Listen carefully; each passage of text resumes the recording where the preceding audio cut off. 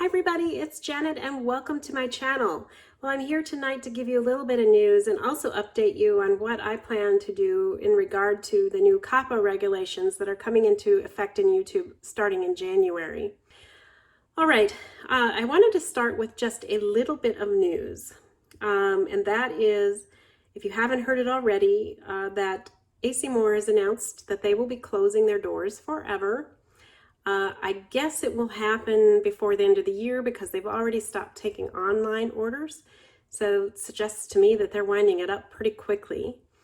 And I'm so sad about this because AC Moore has been a fixture in the community. They've been in business for 30 years. They've been a nice competitor to Michael's, Joann's, and Hobby Lobby, and now they're going to be gone. So my deepest condolences to anybody out there who has worked for them or is working for them or is somehow supporting the AC Moore business. It's a sad day and a sad news, and I wish it weren't true, but it is. So there you go. So that's coming up. Now, the second thing I wanted to talk to you about was the whole COPPA mess. And I'm not going to spend a ton of time telling you what COPPA is and all of that, because I'm sure if you've been paying attention, you've heard other creators talk about it. But I do need to give you a little bit of background just in case you haven't heard this yet. So what is COPPA? It's COPPA, and that's an acronym for Child Online Privacy Protection Act, which was a law that went into effect in 2000. And the law essentially says that it is illegal for any website or online company to gather and track private information from children under the age of 13.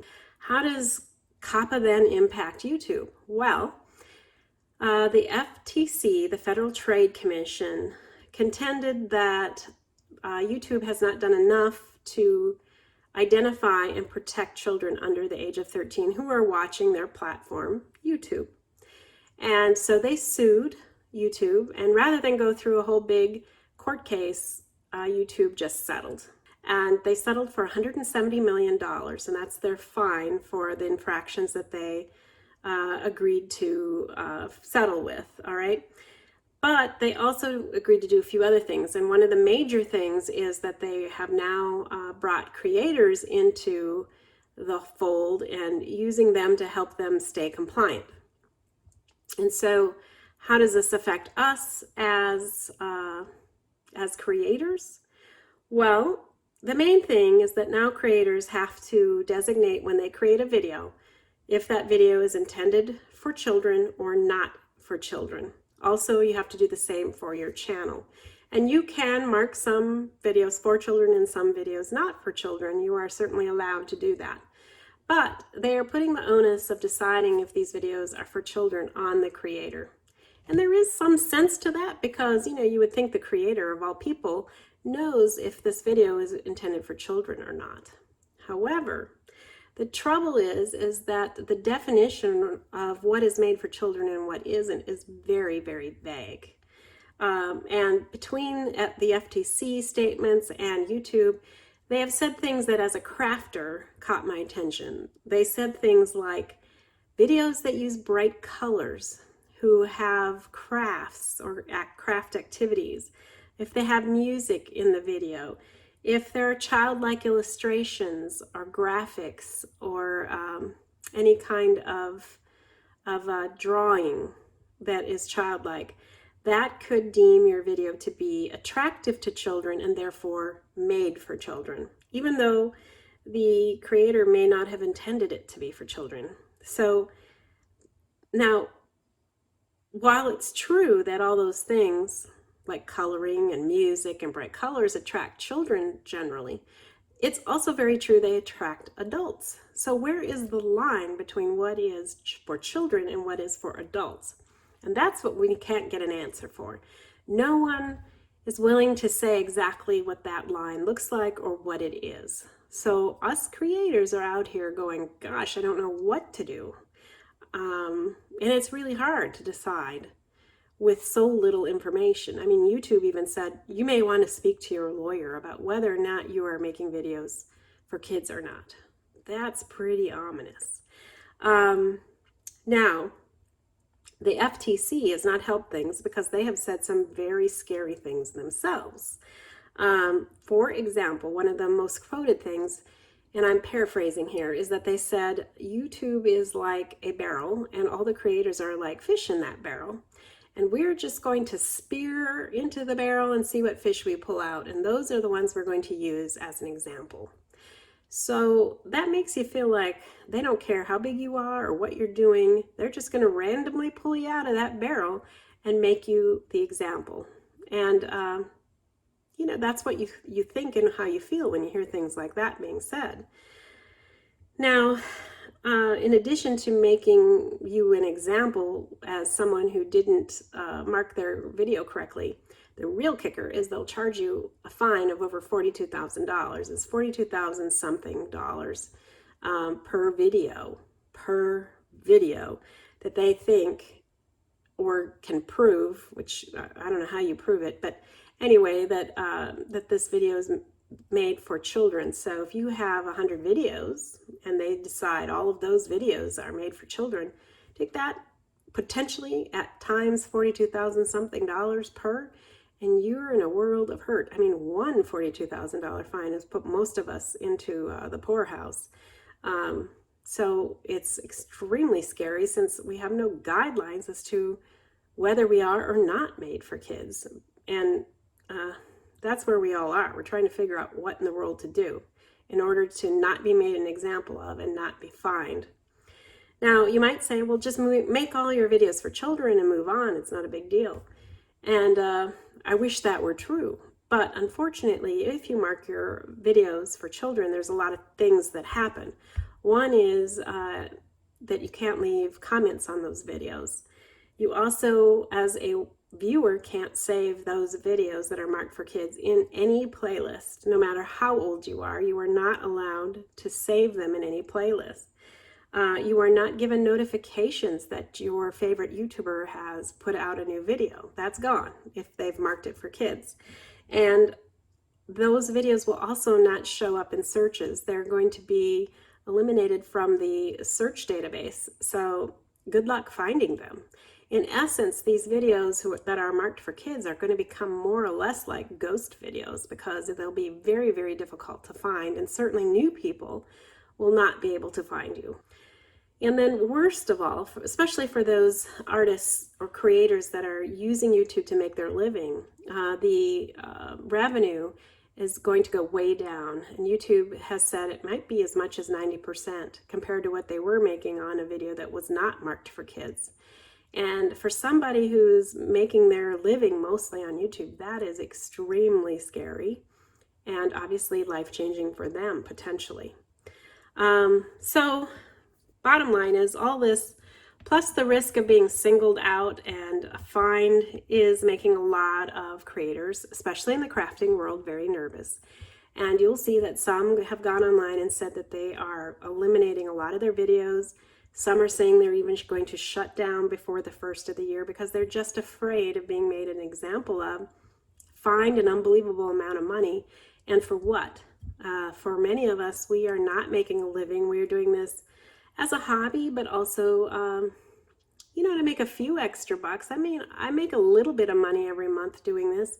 It's enough to help me buy new things and participate in a hobby that I love, and I like to teach. And so this is a great venue for that. But am I going to take a chance on that for $42,000? It's really not worth it.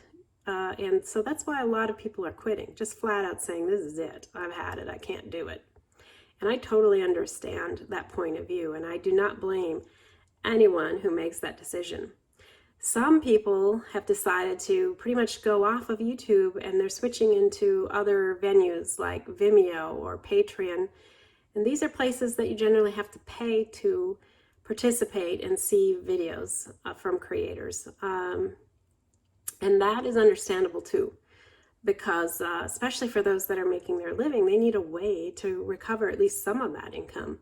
And so, again, I can't really blame them for doing that. They're trying to cover themselves and still, make up for some lost income by doing that.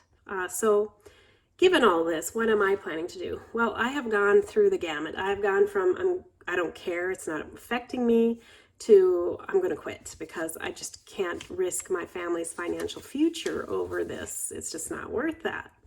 And I've done everything in between. But finally, where I have landed is that I have gone ahead and marked all my videos not for kids, and I've marked my channel not for kids. And I'm going to keep going as I have been. I'm not going to switch out into Patreon or Vimeo or go anywhere else for now. I'm going to take a breath and hope that common sense and some guidelines will prevail, and that I can kind of watch and see what's going on and make some decisions if I need to quit if I must, if it looks like it really is a risky proposition for a crafter like myself. But I'm going to take it a little bit slow and see what happens. And here's why. First, as the creator, I know my content is not made for kids. I do not think about kids even for 1 millisecond when I am making my videos. I'm not dumbing down my vocabulary or what I'm doing in order to make sure that a young person can keep up with what I'm doing. It is not remotely in my head. And if I'm thinking about a child at all at the time I'm making my videos, it's only in the aspect of I'm making something that a child may enjoy receiving, like a birthday card. And that is it. And also my work is kind of complicated, and it would be not easy for a young child to accomplish. I'm using a lot of terms and equipment that a young child would have a lot of trouble with. And they frankly wouldn't know what I was talking about most of the time. I mean, we were using words and equipment such as die cutters, steel ruled dies, electronic cutters, design software, even some of the common terminology like shaker bits and fancy folds. They don't know what that is because it's an adult type topic. Let's just face it. And then let's just add to the fact that children would be bored to tears watching my videos. I'm not full of action. I don't have a bunch of humor that's silly.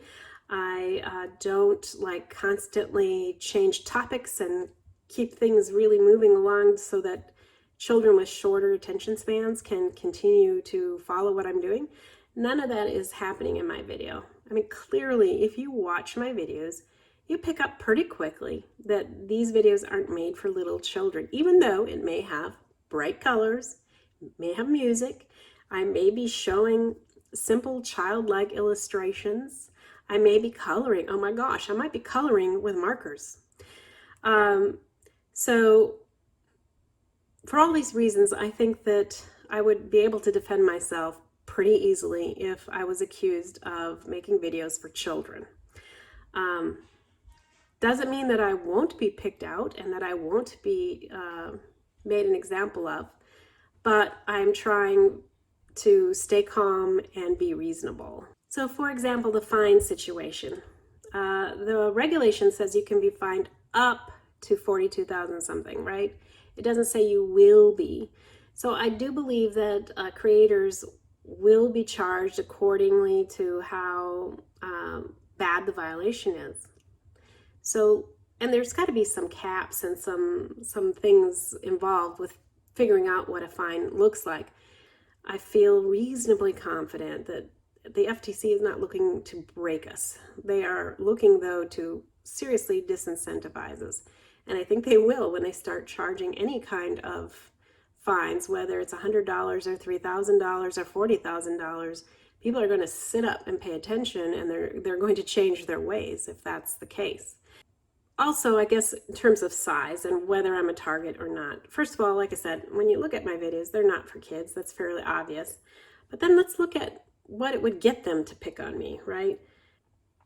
You know, I'm extremely small. I went to socialblade.com. That will rank various content creators by size, or channels, right? So I went there and saw that my ranking based on video views, so in other words, this is how many video views people are getting on their channels and where you rank in it. I ranked 3,779,415. So I'm almost 4 million from the top. And even in my genre of how-to, which I use when I upload a video, I rank 36,673 as far as a video creator goes. So that means 36,672 other channels are bigger, make more money, create more views, and so on. So yeah, they could pick on me, but I'm not sure what it would get them, because a quick analysis of my channel activity would show that I don't make very much money, and therefore I'm probably not going to be able to pay much money. And so what's the point? I feel they're probably going to go after some of the people that are making millions of dollars a month and a year on videos that really do kind of look like they're intended for children. Let's just be real. There are some creators that are really relying on children to watch them. Yes, they may have adults that are watching them and they want those viewers too, but yeah, by and large, it's for children. I could give some examples, but I don't want to upset people. I think you can kind of imagine that yourself. But I just think that those are the ones that they're going to go after, and we're going to learn from that as to what the FTC is looking for, because that's the only way we're going to be able to figure out through the examples of whether our content is really deemed to be for children or not.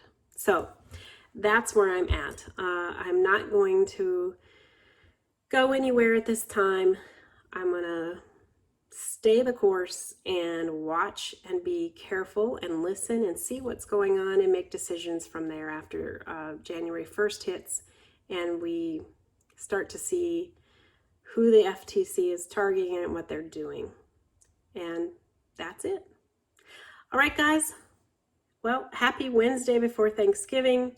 Again, I hope you have a great holiday weekend. And for those of you, wherever you are in the world, I hope your weekend is a good one. Thanks for joining me. I'll see you soon. But until then, keep crafting. Bye.